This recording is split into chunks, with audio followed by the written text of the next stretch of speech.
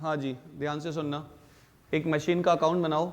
Question number मैंने group में भेज दिया क्वेश्चन। इलस्ट्रेशन नंबर 11 है डी के गोयल का। ध्यान से सुनना, बहुत इंपॉर्टेंट है, बहुत ज़्यादा। एक मशीन का अकाउंट बना दो, एकदम अलग टाइप का क्वेश्चन है ये। मैंने पता है एक मशीन खरीदी है 1 अप्रैल 2015 को। 1 अप्रैल 2015 को मैंने एक मशीन खरीदी है और वो मशीन है 2,40,000 की machine. Account debit to bank. मैंने एक मशीन खरीदी है जो कि 2,40,000 की है 1 अप्रैल 2015 को, और it bought another machine on 1 July 2016। तो आप ये देखो कि आपका साल का बैंड होगा 31 मार्च 2016 को, तो उसके बाद आएगा जुलाई 16, मार्च 16 के बाद आता है, मार्च के बाद अप्रैल मई जून जुलाई। तो पहले साल तो बस एक ही मशीन है मेरे पास, इसके ऊपर डेप्रिसिएशन लगा दो। फर्स्ट मशीन पर 10% के हिसाब से कितना होता है अप्रैल से मार्च पूरे साल का? 24,000। पीएफडी नहीं बनाना है तो इसी में दिखा दो डेप्रिसिएशन और लिख दो by balance carried down. By balance carried down. और ये 240 में से 24 काटोगे तो 216 आएगा। फिर से 240 और इस बैलेंस को आगे ले आओ। 1 अप्रैल 2016 को to balance brought down. 1 April 2016 को to balance brought down. First machine को आगे ले आओ। उसके बाद 1 जुलाई 2016, 1 जुलाई 2016 और एक मशीन खरीदी मैंने। अभी तक क्वेश्चन आसान चल रहे हैं। अब मैंने मशीन खरीदी है 1,60,000। अब मैंने मशीन खरीदी है 1,60,000 की, और जैन 18 में बेचूंगा। तो जैन 18 तो बहुत बाद में आएगा। 31 मार्च 2017 को मैं डेप्रिसिएशन लगाऊंगा। अगले साल दोनों मशीन पर, और ओरिजिनल कॉस्ट मेथड है कि रिटन डाउन, रिड्यूसिंग, डिमिनिशिंग। तो डेप्रिसिएशन ओरिजिनल कॉस्ट पे लगाऊं या रिटन डाउन? तो लगा दो 216 का 10% 21,600। और 1 जुलाई को जो मशीन ली है उस पे जुलाई से मार्च तक लगा दो 9 महीने का। 160 का 10% 16, 9 महीने का 12। 21 और 12 कितना होता है? 33,600। और डेप लगाने के बाद बैलेंस निकाल लो। डेप्रिसिएशन लगाने के बाद बैलेंस निकाल लो 31 मार्च 2017 को। 1 में से 1 का काटोगे तो कितना बचेगा? 1,94,400। और 2 में से 2 का कटेगा तो 1,48,000। अभी तक एकदम आसान है। 340 to 400 से क्लोज कर दो और देखो कितना आ रहा है। 3,42,400, 3,42,400। और इस बैलेंस को आगे ले आइए। 1 अप्रैल 2017 को क्या लिखोगे आप? इधर to balance brought down. To balance brought down 33,600। 1 and 2, 21,600 and 12,000। Balance मैंने डेप्रिसिएशन का ले आया गलती से। हाँ हाँ यार, राइट। वापस बोलो। 3,76,000।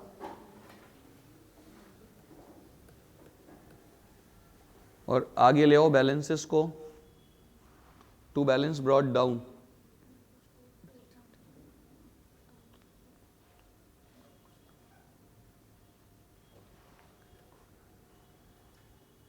टू बैलेंस ब्रॉट डाउन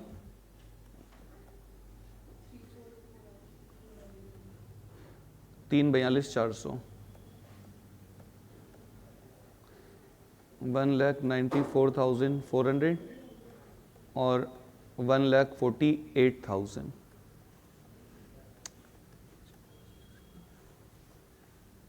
अब ध्यान से सुनना,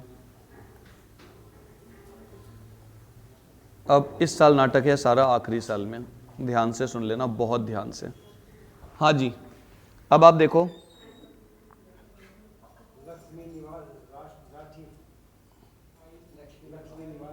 नहीं है, कौन है, बोल दो नहीं है। सुनना ध्यान से इधर, 1 जनवरी 2018 आएगा क्या इस साल? अप्रैल 17 से मार्च 18, तो मार्च 18 से पहले आ जाएगा जैन 18। 1 जनवरी 2018 को मैं बेचूंगा फर्स्ट वाली मशीन को, 1 जनवरी 2018 को बेचूंगा मैं फर्स्ट मशीन को। तो पहले तो मैं उस पर डिप्रिसिएशन लगा देता हूं 9 महीने का, 1 अप्रैल से 1 जनवरी तक यूज करने के बाद में बेचूंगा। तो इस पर डेप लगा दो, रिटन डाउन, तो इसी पे लगा दो 1,94,400 का 10% से 9 महीने का 14,580 आएगा, शायद तक देख लो। 1,94,400 का 10% से 9 महीने का आ रहा है 14,580। किसी का देखो, किसी का आ रहा है 14,580। और कितने में बेची मशीन, कोई बता सकते हैं? बोलो। सोल्ड फॉर रुपीज 1,60,000 और लॉस आ जाएगा मुझे कितने का, बता सकता है कोई?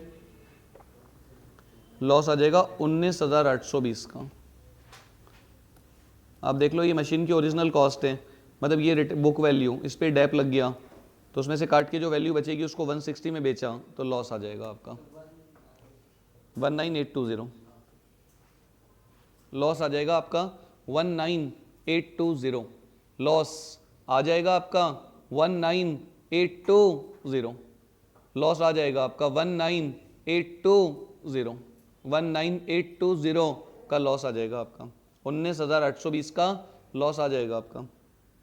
उसके बाद ध्यान से सुनना, 19,820 का लॉस आ जाएगा आपका। उसके बाद उसी दिन एक नई मशीन खरीदी, इसी का नाटक है सारा। उसी दिन 1 जनवरी 2018 को एक नई मशीन खरीदी है बस, और जिससे खरीदी आपने थोड़ा पैसा दे दिया और थोड़ा उधार, तो एंट्री क्या करोगे? Machine account debit to bank और टू वेंडर।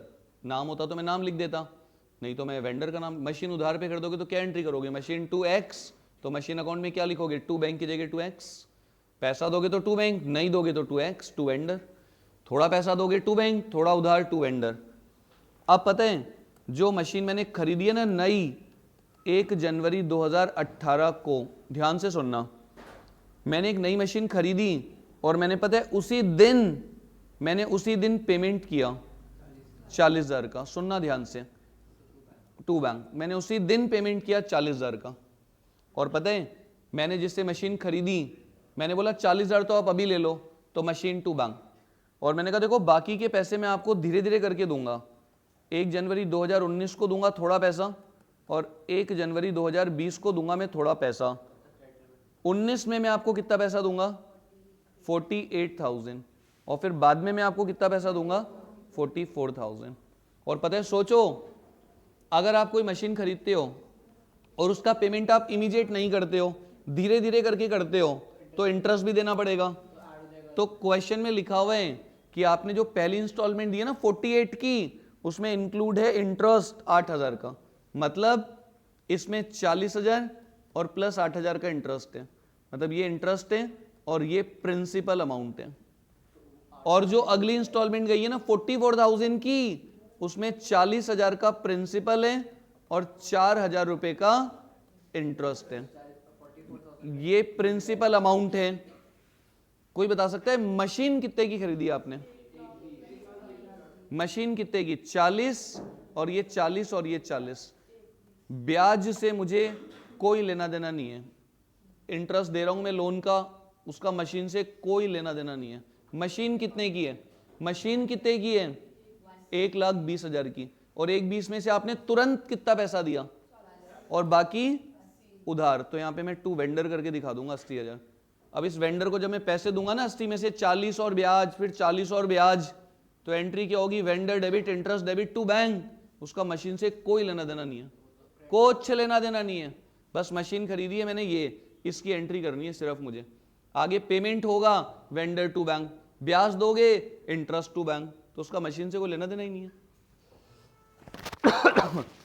हमें क्या बनाना है, मशीन का अकाउंट, हमें कोई वेंडर का इंटरेस्ट का अकाउंट थोड़ी ना बनाना है। मशीन खरीद ली 40,000 की, उधार दिखा दिया 80,000 का, अब इस 80 का जब पेमेंट करोगे तो vendor to bank interest to bank, vendor to bank interest to bank, उससे मुझे कोई मतलब नहीं है। मशीन पे लगेगा 120 पे, मशीन तो 120 की है ना, आप पेमेंट करो चाहे मत करो, मशीन तो आ गई ना आपके पास 120 की, तो डेप लगना चालू हो जाएगा 120 पे। अब जब आपका ईयर एंड होगा तो आप डेप लगाओगे 31 मार्च 2018 को आप डेप लगाओगे, तो क्या लिखोगे आप यहाँ पे, बाय डेप्रिसिएशन। कौन कौन सी मशीन है, सेकंड, और सेकंड पे लगा दो 148 का 10% 14,800, और थर्ड पे लगा दो 120 का 10% 3 महीने का, जनवरी फरवरी मार्च, 120 का 10% 12 3 महीने का 17,800।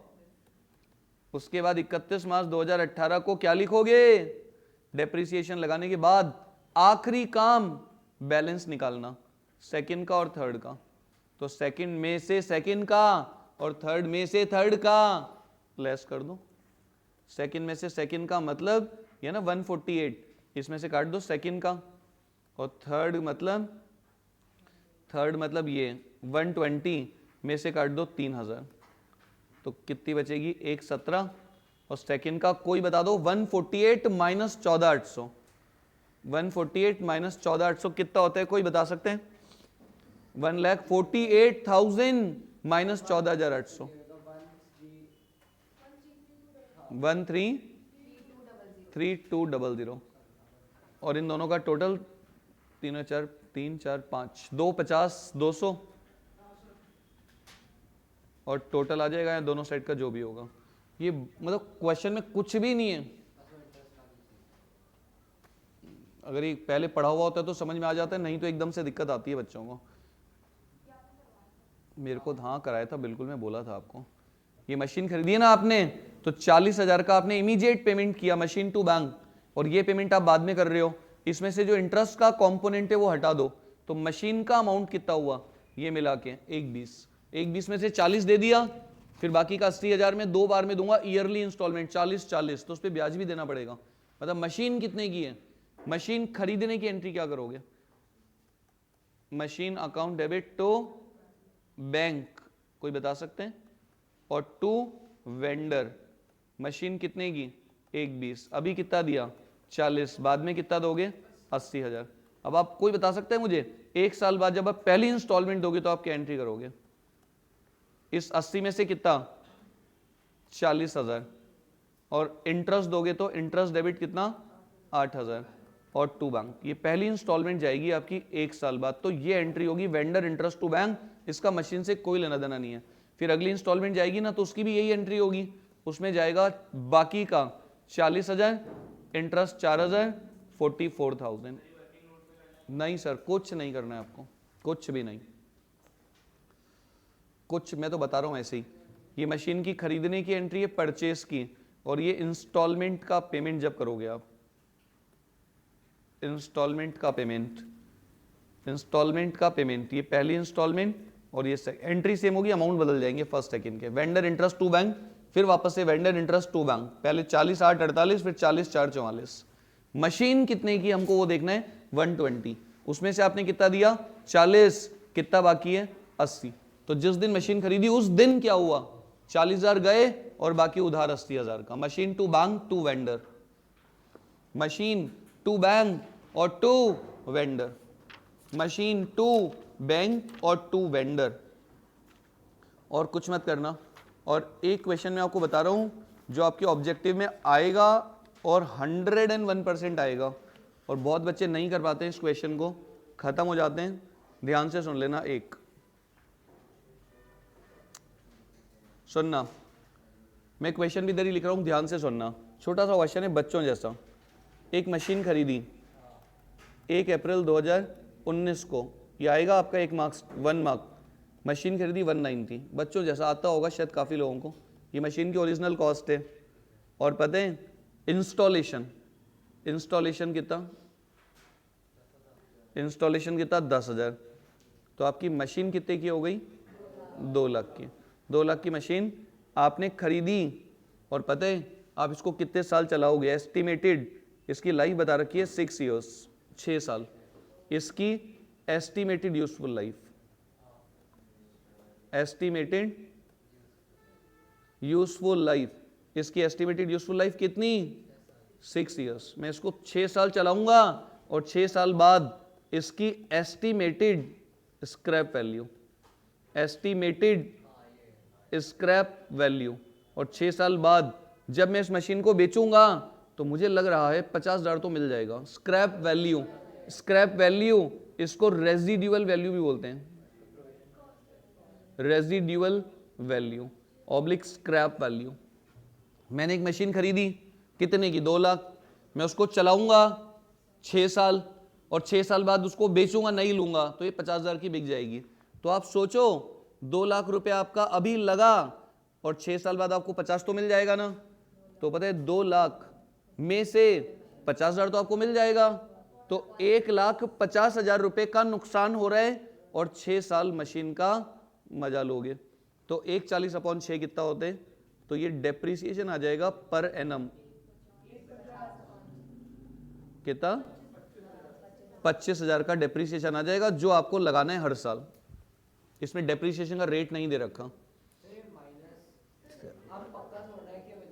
एस्टिमेटेड प्रभु, सब एस्टिमेटेड है और ये बदल भी सकती है, अंदाजा लगाना होता है आपको, इसके बिना डेप लग ही नहीं सकता। ये अंदाजा होता है, बदल भी सकता है। और जब आप बदलोगे ना इसको, तो जिस दिन बदलोगे ना उस दिन से नए एस्टिमेट के हिसाब से डेप लगना चालू हो जाता है। आपके अभी नहीं आएगा, सी फाउंडेशन में आ जाएगा एस्टिमेटेड लाइफ और यूजफुल लाइफ को बदलना। तो अभी हमें दिमाग नहीं लगाना चाहिए। जिस दिन हम मशीन खरीदते हैं उस दिन हमें एक एस्टिमेट लगाना होता है कितने साल चलाएंगे और उसके बाद वो कितने की बिक जाएगी अंदाजा। अरे भाई ये आपकी ओरिजिनल कॉस्ट है, इसमें से माइनस इतना तो मिल जाएगा ना आपको। तो कितने का नुकसान हो रहा है 150, और उस 150 के नुकसान को उठा के मशीन कितने साल चलाओगे, तो 6 साल 150 तो डिवाइड कर दिया 6 साल में, 25,000 रुपये पर एनम का डेप्रिसिएशन लगाना है मुझे। रेट सुनो, आज पहली बार कुछ बढ़िया चीज पूछी है आपने, ध्यान से सुनना। अगर कोई बोले रेट ऑफ डेप्रिसिएशन बताओ तो क्या करोगे आप, कितना डेप्रिसिएशन है डिवाइडेड बाय मशीन कितने की है 2 लाख, 25,000 अपॉन 2 लाख इंटू 100 तो कितना होता है बता दो, कितना आएगा, कितना परसेंट होता है 25,000 2 लाख का, कोई बता सकते हैं 8% नहीं, ओ दीदी उल्टा, 25,000 अपॉन 2 लाख इंटू 100, 25,000 2 लाख का 12.5%। अगर बोले भाई बताओ रेट ऑफ डेप्रिसिएशन तो बता दो depreciation upon original cost into 100, 12.5%। तो 2 लाख का 12.5% डेप्रिसिएशन लगाऊंगा मैं हर साल। तो कभी कभी हमको क्वेश्चन में डेप्रिसिएशन की रेट दे देते हैं 12.5, तो हम लगा देते हैं 2 लाख का 12.5, 2 लाख का 12.5, 2 लाख का 12.5, 25,000। और कभी लाइफ दे देते हैं एस्टिमेटेड यूजफुल लाइफ, और ये रेट नहीं दे रखी तो ऐसे निकलते हैं। ये क्वेश्चन एग्जाम में पक्का मिलेगा आपको, एग्जाम में खत्म हो जाओगे देखते ही। नहीं आता है, बहुत बच्चों को नहीं आता है। और 2 क्वेश्चन और बता रहा हूं जो एग्जाम में मिलेंगे आपको, और आधे ज्यादा खत्म देखते ही। जल्दी करो।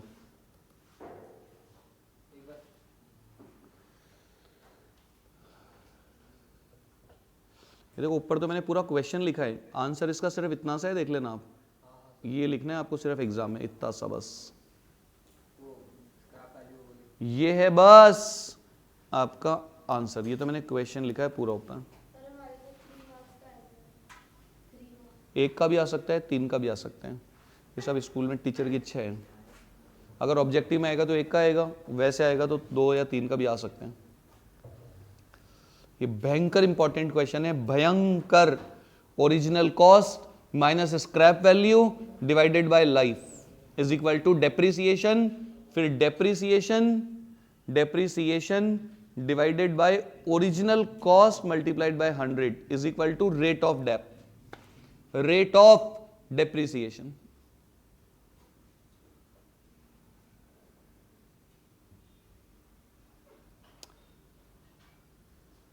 ध्यान से सुनना, कुछ मत करना, बस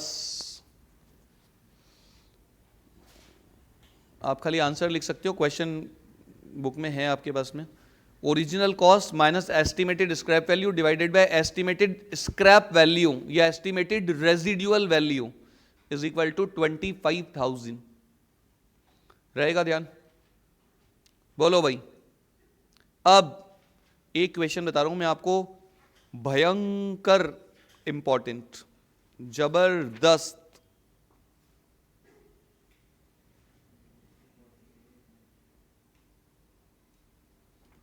ध्यान से सुनना, हटा दूं? अब एक क्वेश्चन सुनना जो आपको एग्जाम में मिलेगा 99%। पता है मैं लिख रहा हूं, क्वेश्चन लिख रहा हूं, written down value oblique book value, written down value oblique book value of machine after 3 years, after 3 years 7 lakh.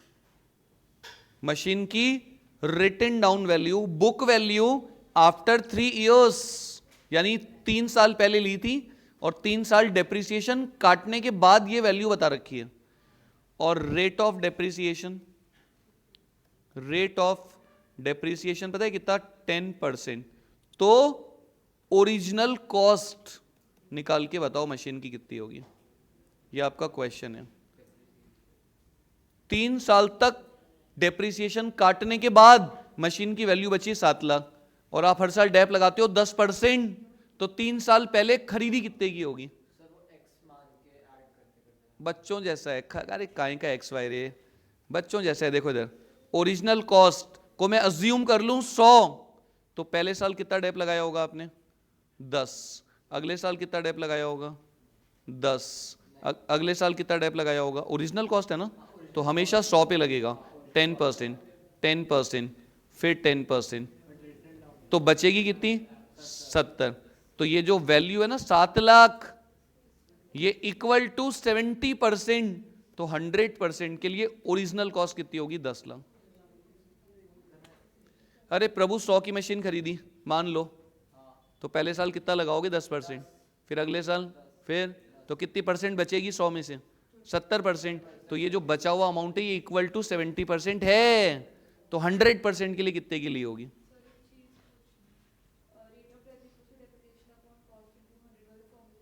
अरे दीदी कौन सा फॉर्मूला? वो क्वेश्चन खत्म हो गया, अलग क्वेश्चन है एकदम, इसका कोई लिंक नहीं है पुराने वाले से, ये अलग क्वेश्चन है एकदम।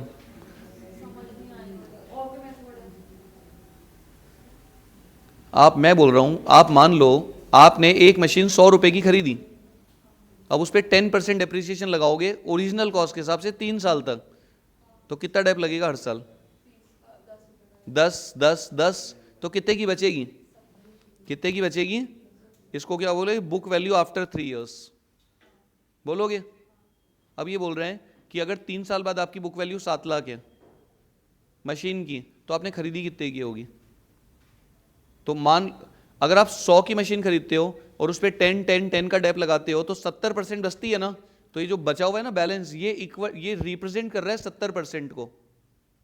तो 100% के लिए ओरिजिनल कितनी होगी? ओरिजिनल कितनी है? 100 में से 10, 10, 10 काटा तो 70, तो ये 7 लाख इक्वल टू 70, तो 100 के लिए ओरिजिनल कॉस्ट कितनी होगी?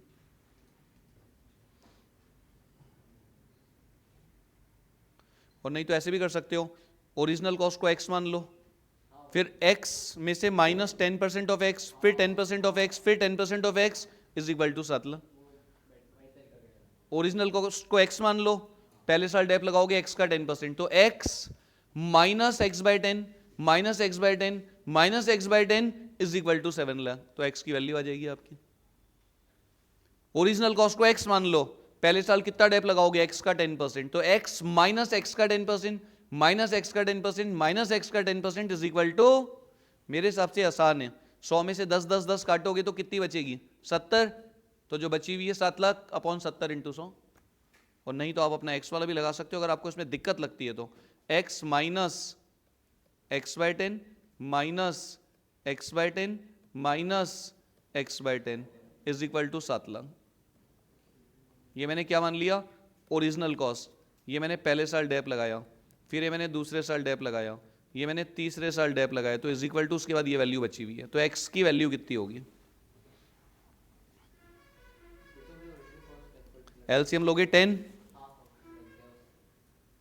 तो 10x में से माइनस करोगे 3, तो 7x upon 10 is equal to 7 lakh. तो वही x की वैल्यू आ जाएगी आपकी 10 लाख। और ये अभी आ गया रिटर्न डाउन लो, अभी लो उसमें से x माइनस 10% ऑफ x, फिर जो आएगा उसका, तो लंबा हो जाएगा थोड़ा ना, फिर ये 100 वाला काम करेगा, 100 वाला ज़्यादा काम करेगा। अभी देखते हैं।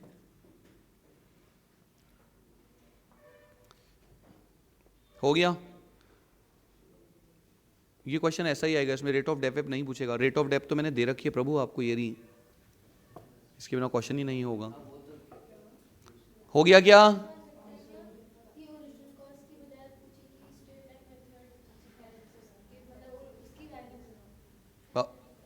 दीदी क्या बोल रहे हो,